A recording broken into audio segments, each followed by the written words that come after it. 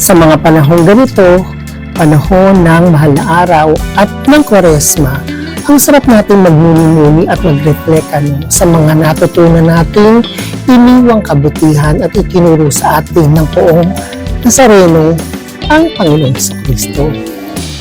Kaya sa buhay natin to, ang magandang gawin natin ay magbigay tayo ng puro-puro at mga natutunan natin sa mundong ibabaw. Kaya, diba, ako si Alex. Pwede nyo maging kaibigan, kakwentuhan at kahuntahan sa mga bagay-bagay na ating natutunan dito sa mundong ating pinaglalakbayan. Sa buhay na ito, hindi naman lahat ng tama ay alam ko at hindi naman lahat ng nalalaman ko ay tama. Kasi dito sa mundong ibabaw ay kumukolekta tayo ng kaalaman at karunungan at kabutihan. Dahil lahat tayo ay sinilang na walang muwang at wala pang alam. Yan ang ating pag-uusapan ngayon dito sa aking My Journal Emotions sa Love Life ni Miss Alexander YouTube channel. Ang buhay ay isang paglalakbay, kaya kumukolekta tayo ng mga kaalaman, ng mga karunungan at syempre ng kabutihan. Sa mundong ito, isinilang naman talaga tayong walang muwang. Kaya diba, hindi rin tayo nakapamili ng ating mga magulang na siyang gagabay sa atin o ng ating kapaligiran na ating gagalawan. Misteryo ang mundo at matalinhaga. Marami tayong pwedeng matutunan at syempre diba, sa bawat takbang natin sa pang-araw-araw, marami tayong nakukolektang mga kaalaman na magtuturo sa atin sa mabuting gabay. At syempre, sa hinaba-haba ng ating paglalakbay sa mundong ibabaw, minsan nahahapo tayo, napapagod tayo. Pero ang pampalakas natin ay alam nyo, kundi ang ating panalangin, hingi tayo ng gabay sa poong may kapal na siya sa atin ay naglalang. Kaya sa ating buhay, diba, maswerte natin masasabi kung taglay-taglay natin na kung ating mga magulang ay tayo ay ginagabayan sa kabutihan sa mga aral ng mahal na araw.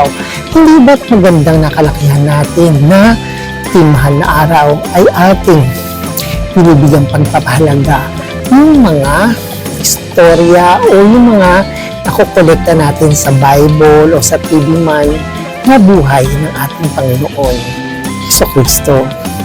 Kaya sa ating pagsaksi, sa ating buhay ng ating Panginoon, ng mga aral na Kanya itinuro nang siya'y nandito pa, nakapikapiling pa natin, kung sa edad natin ito ay sana matutunan na natin na isa puso na itaglay na natin sa ating sarili ang mga kabutihang Kanya itinuro. At matusumpungan na natin ang Kanyang kabutihan, diba? Ang sabi nga parati natin dadalhin ang Kanyang kabutihan para parati natin pipiliin ang patuwid na daan. At dahil sa mga aral na ito yung gumagabay sa atin, sa ating pang-araw-araw na paglalakbay dito sa ating mundo, ating nilalakaran. Kaya sa bawat galaw natin sa mundong ito, sa bawat mga natututunan natin, huwag tayo magiging hangal o mayabang.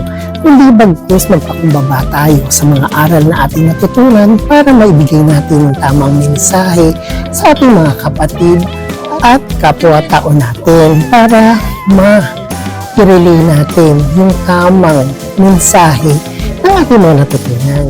Kaya nga sinabi ko na hindi naman lahat ng alam ko tama at hindi naman lahat ng tama ay alam ko kasi nga everyday is a learning process. Araw-araw sa bawat pagising natin at sa bawat tagumpay natin na nanaig sa atin pag tayo ay sinusubok sa mundong ibabaw, kapiranggot pa lang yun. Dahil alam natin na ang Diyos lamang talaga ang nakakaalam ng maganda at tama na para sa atin. Kaya nga, kahit saan patungo tayo dito sa mundong ibabaw, pilitin natin at piliin ang matuwid na pagdidesisyon na piliin natin ang kabutihan. Kasi nga, ngayong mahal na araw, sabi nga natin, diba, bago tayo gumawa ng kung ano pa man sa mundong ibabaw, seek ye first the kingdom of God and His righteousness. And all these things shall be added to us, diba? Kasi nga, pag nasumpong natin ang kanyang kabutihan at ang kanyang kalooban, everything will follow kasi sa kanya natin nakukuha ang kapanatagan. Tandaan, ang mabuting kaalaman ay nakukuha natin sa kapanatagan na binibigay sa atin ng ating Panginoon na sa atin ay naglalangin.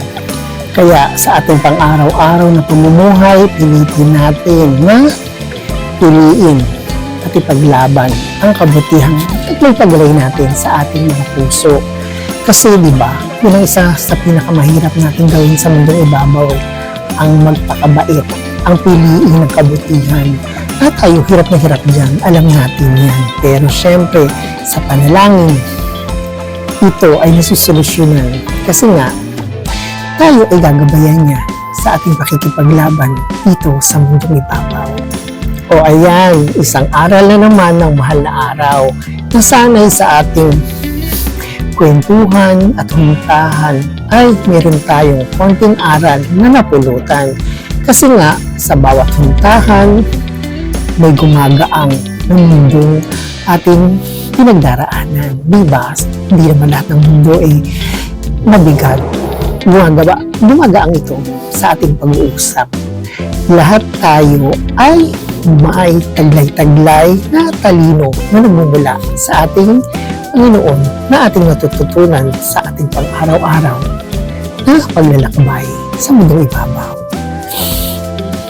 O ayan, isang huntahan na naman, isang maikling oras na nagpagbigay tayo ng ating puro-puro at mga na-experience natin sa mundong ibabaw. Kaya thank you for watching and please don't forget to subscribe, share, like, and comment to my video. And thank you very much for watching. God bless.